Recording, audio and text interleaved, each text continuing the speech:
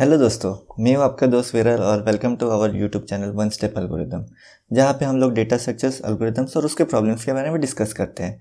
बराबर, तो आज मैं आपके लिए एक नया टॉपिक लेके आया हूँ, वो क्या है time complexity and space complexity. आपके एल्गोरिदम के कितना टाइम ले रहा है और कितना स्पेस ले रहा है, that we have to identify.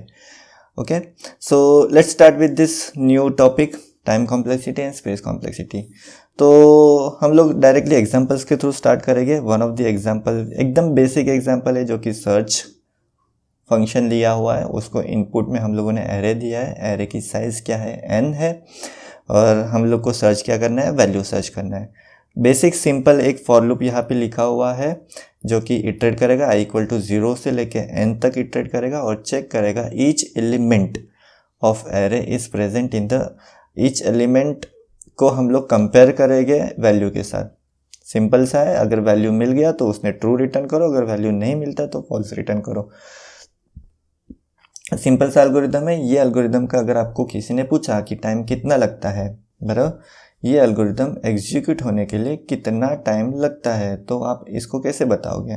तो बेसिक स्ट्रेटेजी थी जो कि नॉर्मली सब लोग यूज़ करते थे मोस्ट ऑफ द टाइम पे, बेंचमार्किंग के लिए भी लोग यूज़ करते हैं मल्टीपल टाइम्स। अगर इसको रन कर तो वैसे ही होता है।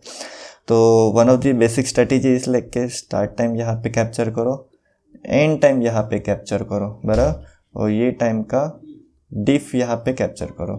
तो दिस टाइम इक्वल टू, अब यहाँ पे लिखेंगे टाइम डिफ, बराबर, equal to T of end minus T of start. तो ये रहा आपका टाइम का डिफ, बराबर। तो अभी ये आपको टाइम डिफ मिल गया, बराबर, और T of end minus T of start. तो अगर आप इसको मल्टीपल टाइम्स रन करोगे तो कभी कभी आपको देखने को मिलेगा कि ये t की वैल्यू है वो 0.5 आती है, कभी 1 सेकेंड आती है, कभी 1.5 हो गई, तो कभी 2.5 हो गई, कितना भी वैल्यू हो सकता है। तो ये वेरिएशन क्यों दिख रहा है आपके एल्गोरिदम्स में। आपका एल्गोरिदम तो ये तो छोटा सा है, बट ये आपको टाइम डिफरेंस क्यों दिख रहा है। अगर आप एक ही एप्लीकेशन को आपकी मशीन से मल्टीपल टाइम्स एग्जीक्यूट करते हो तो ये वेरिएशन नहीं दिखना चाहिए, आपको हमेशा कांस्टेंट टाइम दिखना चाहिए था, बराबर।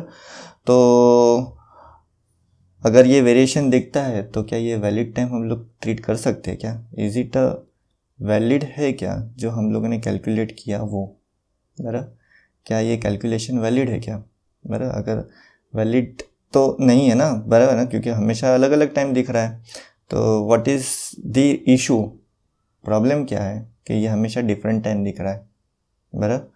तो जब भी आपने नोटिस किया कि अगर आपका एल्गोरिथम, आप इसको मशीन पे रन करते हो, मल्टीपल टाइम्स रन करते हो, तो तभी आपको ये डिफरेंट आउटपुट दिखा। तो उसका मतलब कि आपके एल्गोरिथम कोई प्लेटफॉर्म पे रन हो रहा है,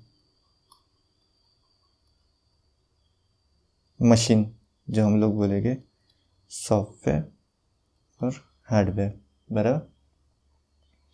तो जब भी आपने एग्जीक्यूट किया तो माइट भी पॉसिबल है कि आपके एप्लीकेशन के साथ साथ कुछ दूसरे एप्लीकेशंस भी चल रहे रहेंगे जो सीपीयू यूटिलाइज करता रहेगा, या फिर ओएस जो है, ओएस का स्केड्यूलिंग हो रहा है तो वो स्केड्यूल नहीं कर पा रहा आपका एप्लीकेशन, या फिर स्केड्यूल करने में उसको टाइम लग गया, तो जिसके वजह से आपका टाइम डिफरेंस दिख रहा है, बराबर।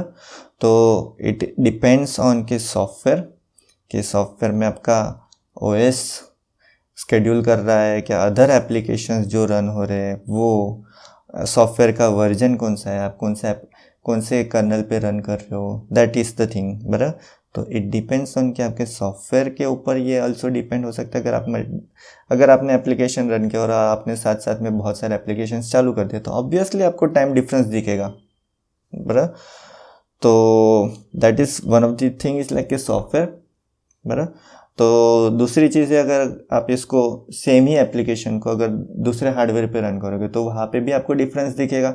आप सिंगल कोर मशीन पे रन करो और 48 कोर मशीन्स पे रन करो, बेयर मेटल पे रन करोगे, तो वहाँ पे तो टाइम डिफरेंस ऑब्वियसली दिखेगा, क्योंकि वहाँ पे ज़्यादा कोर्स है। जहाँ पे ज़्यादा कोर्स है फिर वहाँ पे मल्टीपल पैरेलल प्रोसेसिंग भी होगी आपके एल्गोरिदम की, बराबर। तो हार्डवेयर भी डिपेंडेंट होता है। तो आपका एप्लीकेशन, आपका टाइम जो है वो हार्डवेयर और सॉफ्टवेयर से वेरिएशन होता है।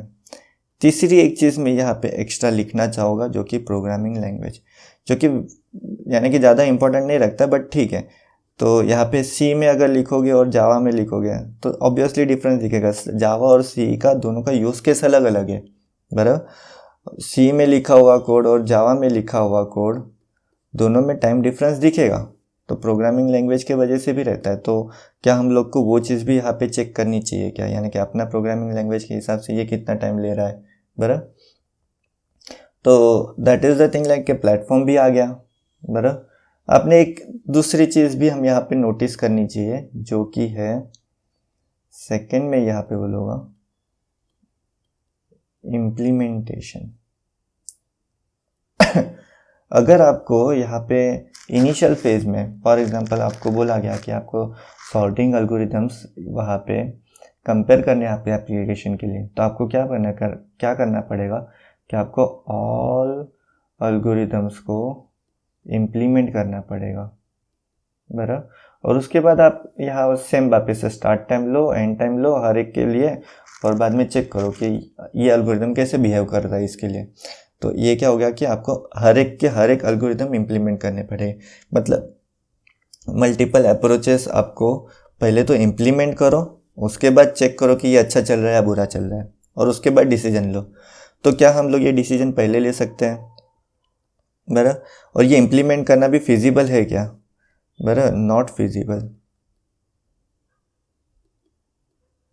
समटाइम्स लाइक के डायनामिक प्रोग्रामिंग वाले जो एल्गोरिथम्स रहते हैं, it takes too much time for investigation and implementation, correct.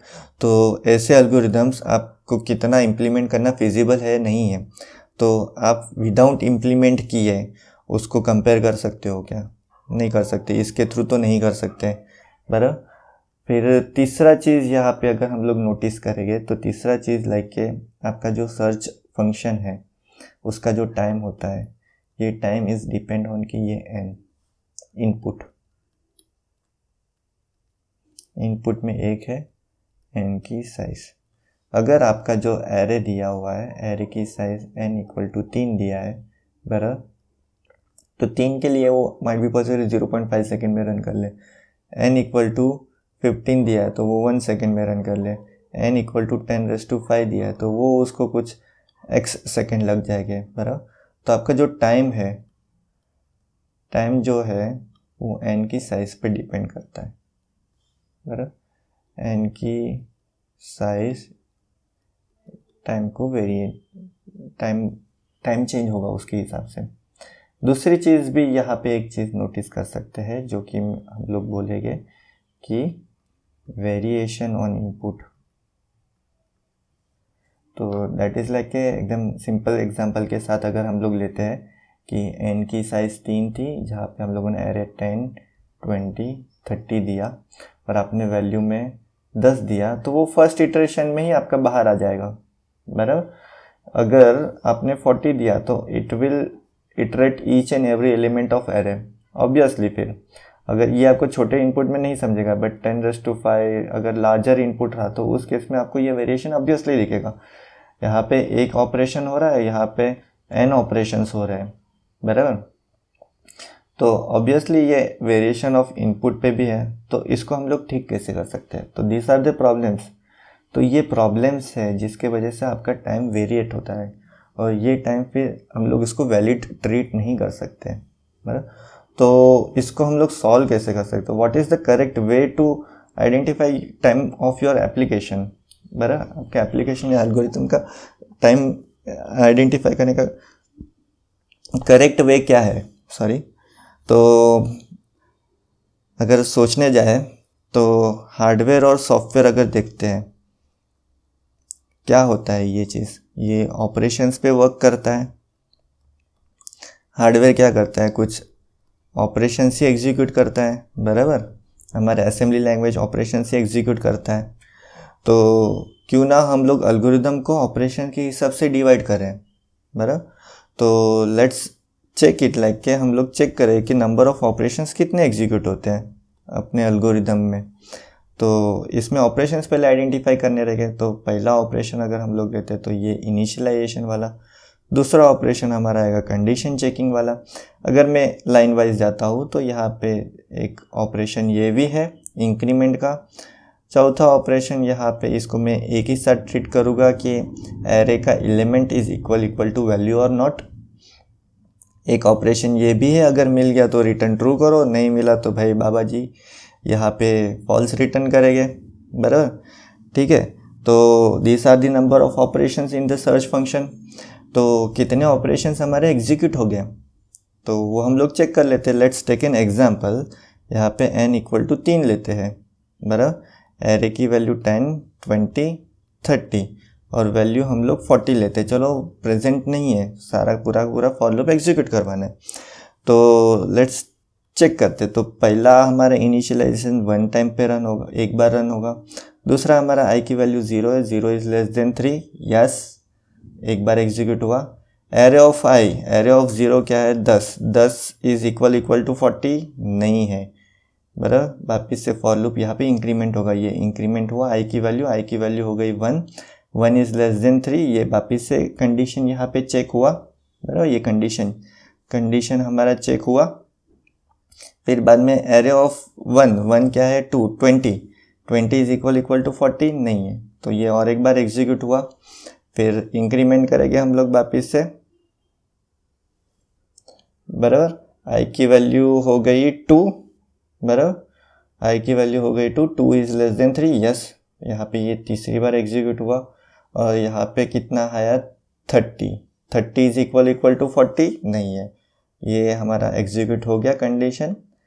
फिर यहाँ पे i की वैल्यू इंक्रीमेंट होगी, कितनी बार, तीसरी बार इंक्रीमेंट हुई। और i की वैल्यू क्या हो गई 3, बराबर। ये 3 हो गई, 3 इज लेस देन 3, यहाँ पे चौथी बार कंडीशन चेक हुई और यहाँ पे नहीं मिली तो उसने बोला कि रिटर्न स्टेटमेंट 1। तो ये जितने भी स्टेटमेंट्स थे वो कितनी बार एग्जीक्यूट हुए। Let's take an example. ये एक टाइम एग्जीक्यूट हुआ, बराबर। ये 4 टाइम्स बोले तो हम लोग इसको लिख सकते थे 3+1, बोले तो n+1 लिखते हैं, बराबर।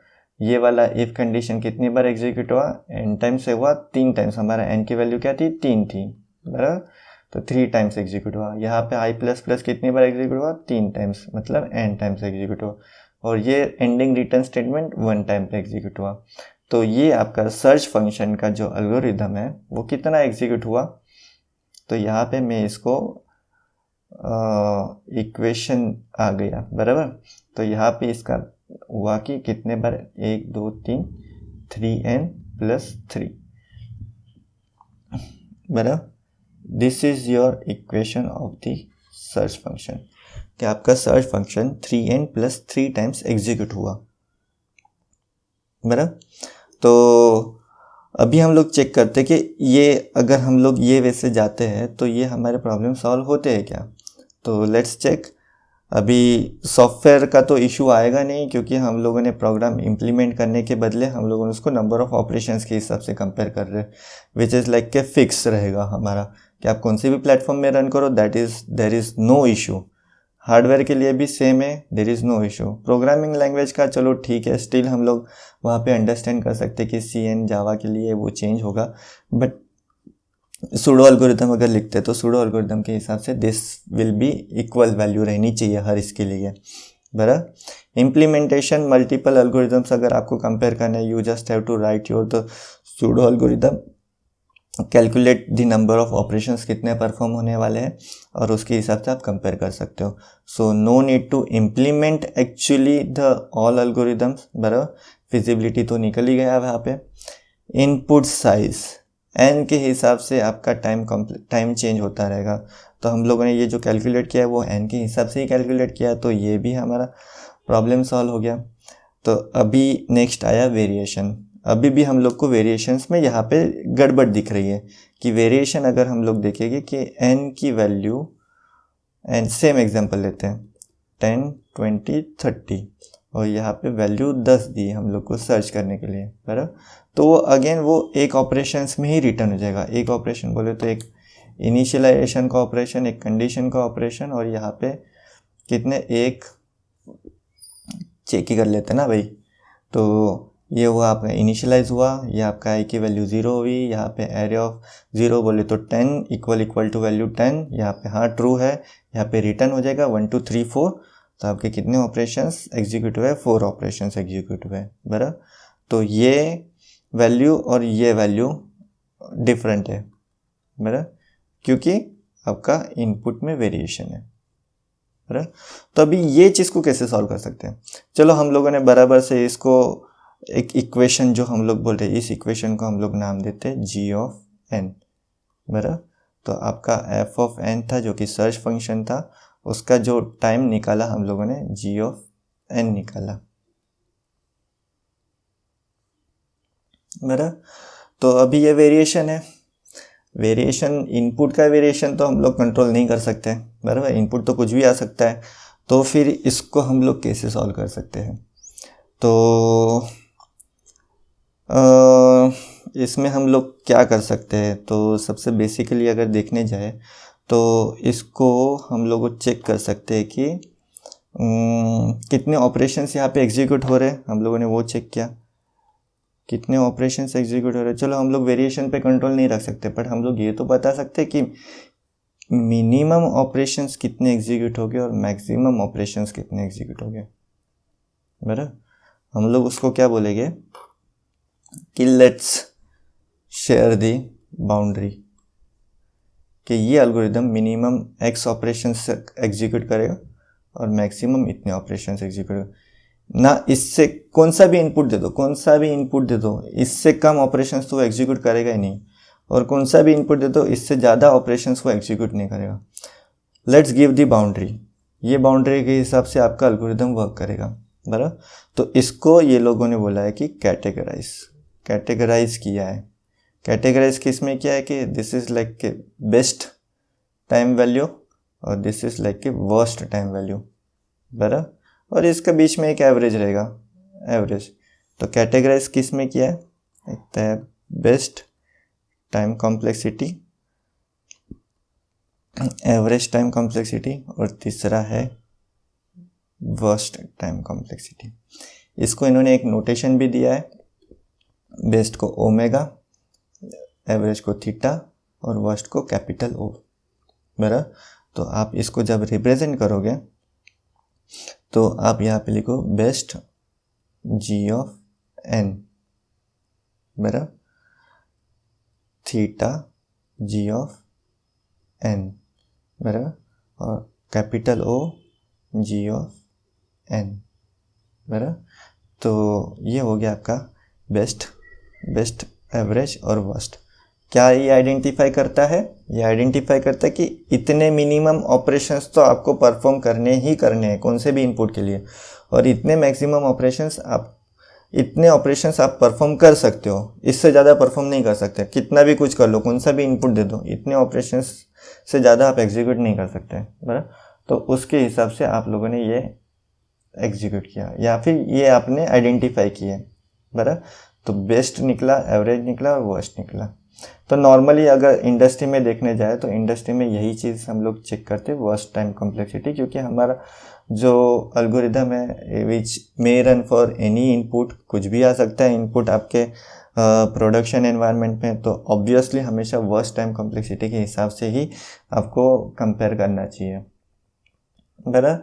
तो ये आपने टाइम कॉम्प्लेक्सिटी 3 कैटेगरीज में तो डिफाइन कर ली, बराबर। तो अभी नेक्स्ट चीज़ आती है कि फॉर एग्जांपल कि आपकी टाइम कॉम्प्लेक्सिटी थी, एज्यूम करते हैं कि n square plus n plus 1, बराबर, जी ऑफ n। आपको किसी ने पूछा है कि आपके एप्लीकेशन का टाइम कॉम्प्लेक्सिटी क्या है, तो आप क्या पूरा इक्वेशन बताते बैठोगे, आप पूरा इक्वेशन याद करते बैठोगे? ऐसे आपके पास जितने भी एल्गोरिदम रहेंगे वो सारे के सारे एल्गोरिदम की इक्वेशंस आप याद करते बैठोगे क्या, बराबर, विच इज़ नॉट फिजिबल यार। आप हर एल्गोरिदम का इक्वेशंस याद करते बैठो, बराबर। तो उसके लिए यहाँ पे हम लोग क्या किया है, यहाँ पे आता है कि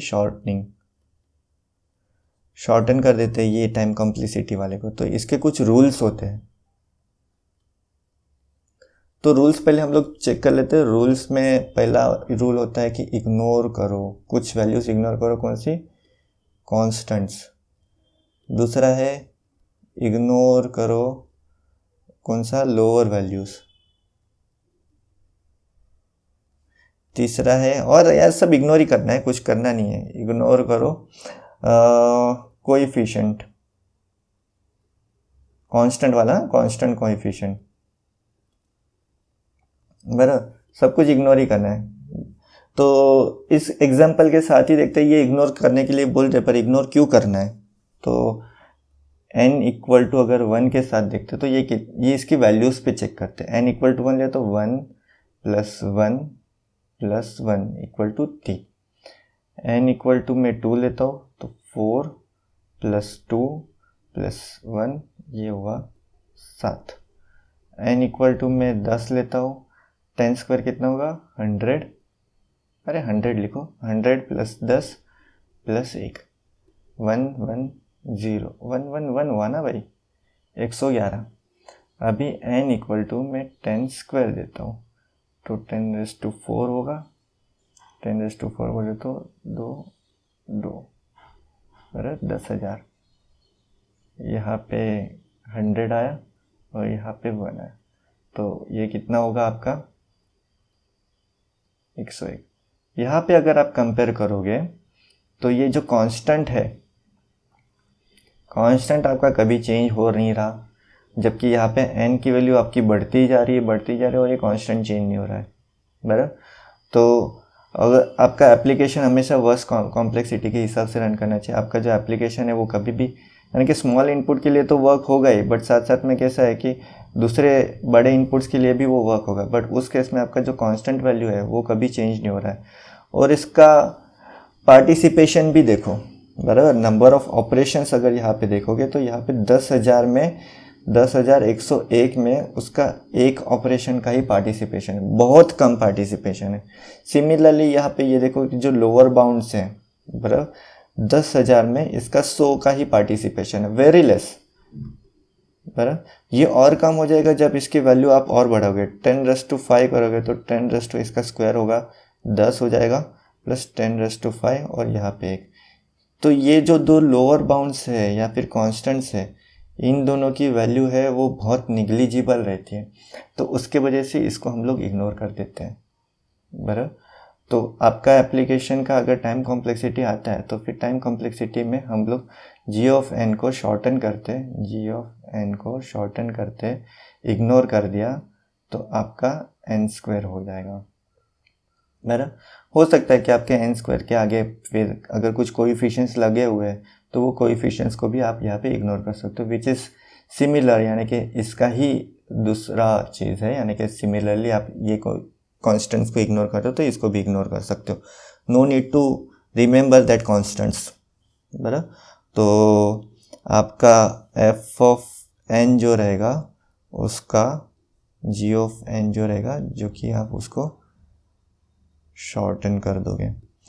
क्यों करते हम लोग इसको, एक तो रीज़न है कि आपको रिमेंबर करने की ज़रूरत नहीं हमेशा, और दूसरी चीज़ है कि ये लोअर वैल्यू से इसका जो पार्टिसिपेशन है फाइनल कैलकुलेशन में, नंबर ऑफ ऑपरेशन में बहुत कम है, तो इसकी ज़रूरत नहीं है, बराबर। तो ये था हमारा टाइम कॉम्प्लेक्सिटी रिलेटेड इंफॉर्मेशन। तो अभी हम लोग कुछ एग्जांपल्स के साथ जाएंगे। तो एग्जांपल्स हम लोग एकदम क्विकली एग्जांपल्स लेते हैं बहुत आसानी से, ऐसे भी हम लोग आगे जैसे जैसे प्रॉब्लम सॉल्व करेंगे तो ये एग्जांपल्स हमारे वहाँ पे आने वाले हैं कि टाइम कॉम्प्लेक्सिटी हम लोग उसको उस हिसाब से कैलकुलेट करेंगे। तो एकदम सिंपल एग्जाम्पल लेते हैं। एक फॉर लूप लिया, i equal to 0, i is less than n, i plus plus, और यहाँ पे प्रिंट करो i। तो ये ऑपरेशंस में से हम लोग क्या क्या इग्नोर करेंगे, ये कांस्टेंट है और ये n+1 एग्जीक्यूट होता है, ये n बार हो गया, ये n बार एग्जीक्यूट हुआ। तो आपका कितनी बार एग्जीक्यूट होगा, ये 3, ये अरे यार लिख लेते ना यहाँ पे, ये n+1 एग्जीक्यूट होगा, ये n प्लस होगा, ये n हुआ, मतलब तो 3n+1 हुआ। तो इसका हम लोगों ने ये उड़ाया तो ऑफ n टाइम्स एग्जीक्यूट होगा। सिंपल सा है। दूसरा एग्जांपल लेते हैं, multiple nested for loop, i equal to 0, i is less than n, i plus plus, बराबर। For loop j equal to 0, j is less than m, यहाँ पे 2 variable है, जे प्लस प्लस, यहाँ पे प्रिंट कर दो, प्रिंट आई कॉमा जे, बराबर 2 variable है, एक n दिया है, n की वैल्यू 2 लेते हैं, m की वैल्यू 3 लेते हैं, बराबर। तो यहाँ पे अगर हम लोग चेक करेंगे तो ये एक फॉर लूप है, ये दूसरा फॉर लूप है, ये फॉर लूप के जितने भी ऑपरेशंस है ये कितनी बार एग्जीक्यूट हो गए, ये n टाइम्स एग्जीक्यूट हो गए, और ये फॉर लूप के ये ऑपरेशंस कितनी बार एग्जीक्यूट हो गए, m टाइम्स एग्जीक्यूट हो गए, बराबर। तो इसको एक बार थोड़ा डिबग करके चेक करते हैं। i की वैल्यू अगर 0 है तो j की वैल्यू यहाँ पे 0 है, 0 इज़ लेस देन 2, यहाँ पे j की वैल्यू 0 हो गई, 0 इज़ लेस देन 3, m की वैल्यू 3 है, तो ये प्रिंट करेगा। तो उस हिसाब से ये j की वैल्यू कितनी बार प्रिंट करेगा, 0 1 2, क्योंकि m की वैल्यू कितनी 3, फिर i की वैल्यू इंक्रीमेंट करेगा 1, बराबर। कंडीशन चेक करो, वापस से j कितनी बार प्रिंट होगा, j इक्वल टू 0 1 2, यानी कि m टाइम्स प्रिंट होगा, बराबर। और यहाँ पे ये i की वैल्यू और एक बार इंक्रीमेंट होगी 2 इज़ लेस देन 2 नहीं है, तो ये कंडीशन यहाँ से निकल गई और ये n टाइम्स प्रिंट होगा। तो ये कितनी बार, हर इटरेशन ऑफ i के लिए j वाला फॉर लूप था वो m टाइम्स एग्जीक्यूट हुआ, बराबर। वापिस से सुनो मैं क्या बोल रहा हूँ, हर इटरेशन ऑफ i, हर आउटर इटरेशन के लिए ये for loop m times execute हुआ है, बराबर। तो उसका मतलब n इटरेशन के लिए वो m टाइम्स एग्जीक्यूट हुआ, तो इसका टाइम कॉम्प्लेक्सिटी कितना हुआ, ऑफ n इंटू m। ये m की वैल्यू कल को आप n रखोगे तो ऑफ n इंटू n बोले तो n स्क्वायर हो जाएगी, बराबर। तो विच इज़ ऑब्वियसली आप उसको फिर उस हिसाब से कैलकुलेट कर सकते हो। तो ये हुआ दूसरा एग्जांपल। तीसरा एग्जांपल हम लोग यहाँ पे लेंगे, for loop i equal to 0, i is less than m, i plus plus, print करो i। यहाँ पे दूसरा फॉर लूप लिया, इंडिपेंडेंट फॉर लूप है, j equal to 0, j is less than m, j plus plus, और यहाँ पे print करो j, बराबर। तो यहाँ पे अगर आप देखोगे तो ये फॉर लूप और ये फॉर लूप इंडिपेंडेंट है, ये for loop n times execute होता है, ये for loop m times execute होता है। टोटल नंबर ऑफ ऑपरेशंस कितने हो गए, इसने कितने n ऑपरेशंस एग्जीक्यूट किए, इसने कितने ऑपरेशंस m एग्जीक्यूट किए। तो अगर आपका एल्गोरिदम पूरा एग्जीक्यूट होगा तो कितना, n operation plus m operations execute हुए, बराबर। पहले ये j i की वैल्यू प्रिंट करेगा, ये n तक प्रिंट करेगा और ये m तक प्रिंट करेगा, बराबर। तो यहाँ पे इसका एल्गोरिदम का कॉम्प्लेक्सिटी कितना हुआ, o of n plus m, बराबर। यहाँ पे कैसा था कि नेस्टेड था, इसके वजह से हम लोगों ने उसको मल्टीप्लाई किया n इंटू m। यहाँ पे नेस्टेड नहीं, यहाँ पे इंडिपेंडेंट है, बराबर। तो इसी वजह से अगर हम लोग वेरिएशन करते जाते हैं तो हमारे पास बहुत सारे कॉम्प्लेक्सिटीज़ की इक्वेशंस जनरेट होती है। फॉर एग्जांपल कि लॉगरिदमिक भी होता है, जो कि हम लोग बाइनरी सर्च वाला जो एल्गोरिदम डिस्कस करेंगे तभी, या फिर उसके प्रॉब्लम्स डिस्कस करेंगे तभी हम लोग उसको रिकैलकुलेट करेंगे, वहाँ पे चेक करेंगे। लॉगरिदमिक होता है, क्वाड्रेटिक होता है, और बहुत सारे होते हैं। तो हम लोग जब जैसे जैसे प्रॉब्लम्स आएगी वैसे वैसे उसको सॉल्व करेंगे। ओके, तो ये था हमारा टाइम कॉम्प्लेक्सिटी रिलेटेड थिंग। अभी नेक्स्ट हम लोग क्विकली रैप अप करेंगे with the space complexity. Check करते हैं स्पेस कॉम्प्लेक्सिटी, बराबर। ये एकदम सिंपल है, सेम है, कोई डिफरेंस नहीं है आपका टाइम कॉम्प्लेक्सिटी और स्पेस कॉम्प्लेक्सिटी में। उसमें भी बेस्ट होता है, मिनिमम होता है, वर्स्ट केस हम लोग आइडेंटिफाई करते हैं, उसमें भी इक्वेशंस आते हैं। बट इसमें क्या आप लोग को चेक करना है कि कितना टाइम कितना टाइम नहीं, उस टाइम कॉम्प्लेक्सिटी हम लोग चेक करते हैं कितना टाइम ले रहा है। अभी स्पेस में आप चेक करोगे कितना स्पेस ले रहे हैं, बराबर। तो स्पेस बोले तो क्या होता है कि मेमोरी,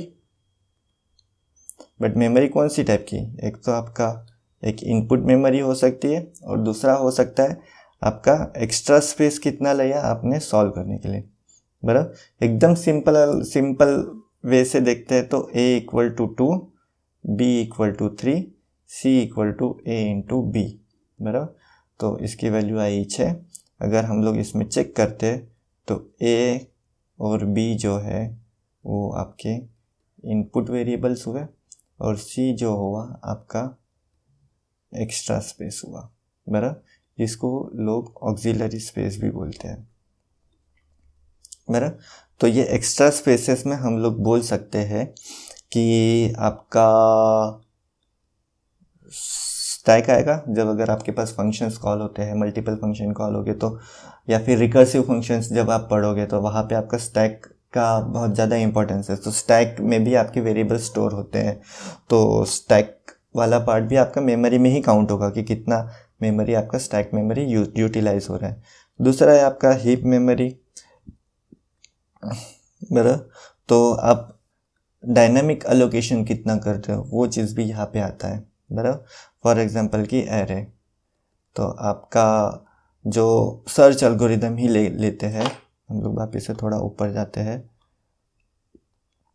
किधर गया रे सर्च एल्गोरिदम, हाँ यहाँ पे देखते हैं। यहाँ पे हमारा सर्च एल्गोरिदम में देखो ये एरे दिया हुआ है, तो ये एरे की साइज़ कितनी है, एन है। ये आपका इनपुट में एरे दिया हुआ है, तो आपका जो स्पेस रहेगा, स्पेस का इनपुट ऑफ एन हो जाएगा, बराबर। एरे की साइज एन लिए, और एक्स्ट्रा स्पेस क्या आया आपका, ये आया, ये आपने ये जो नया वेरिएबल क्रिएट किया है आई वाला, वो वाला आएगा, ये आएगा जो आपने नया वेरिएबल या फिर कांस्टेंट रिटर्न किया है वो आएगा, that is your auxiliary space, बराबर। तो ये था स्पेस रिलेटेड। एक दो एग्जांपल्स लेते हैं। फॉर एग्जांपल की 1D एरे है, यार ये पेन आ जाना, 1 डायमेंशनल एरे है, बराबर, एरे ऑफ n, तो 0 1 अप टू n-1, तो ये हो गया आपका ऑफ n, बराबर।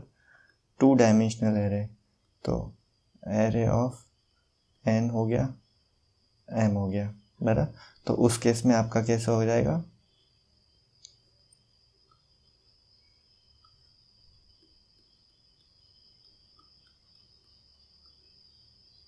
ये हो गया n, ये हो गया m, बराबर। तो आपका o n इंटू m हो जाएगा, बराबर। तो दिस इज लाइक के ये हो गया आपका स्पेस कॉम्प्लेक्सिटी। आप यहाँ इस स्पेस कॉम्प्लेक्सिटी क्या बताता है, स्पेस कॉम्प्लेक्सिटी ये बताता है कि आपका एप्लीकेशन या फिर आपका एल्गोरिथम कितना मेमोरी स्पेस यूटिलाइज करने वाला है, बराबर। तो वो चीज़ के लिए हम लोग ये स्पेस कॉम्प्लेक्सिटी आइडेंटिफाई करते हैं। बट यार अभी इतनी सारी रैम आ गई है, इतना सारा प्रोसेसर्स आ गए, तो क्यों हम लोग स्पेस कॉम्प्लेक्सिटी पे इतना ध्यान देते हैं। मेरा रैम है, प्रोसेसर अच्छा है, तो हम लोग कितना भी स्पेस यूज़ करें यार, क्या प्रॉब्लम होता है।